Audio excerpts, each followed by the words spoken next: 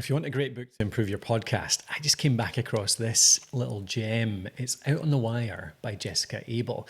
So good for podcasters for all sorts of reasons. I'll tell you a few of them here. First up, it's a graphic novel, so it's actually quite cool. Sounds a bit mad when you're talking about radio and podcasting, doesn't it? But that's exactly what draws you in, actually, behind the scenes of shows like This American Life, Radiolab, Planet Money.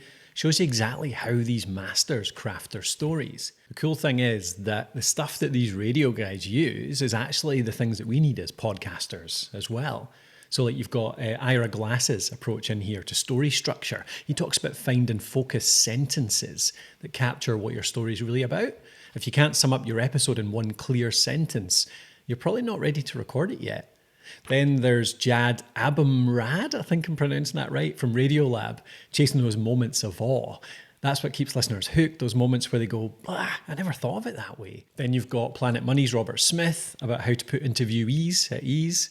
So if you do interview-based episodes, all this stuff's real gold. It's all about creating a safe space where people can actually open up and give you the real story. There's so much gold in here, but it works for editors too. Jessica Abel actually shows how she breaks down the editing process. She shows how these producers and herself take hours of tape, sculpt it into something that flows beautifully. It's like watching a master carpenter at work.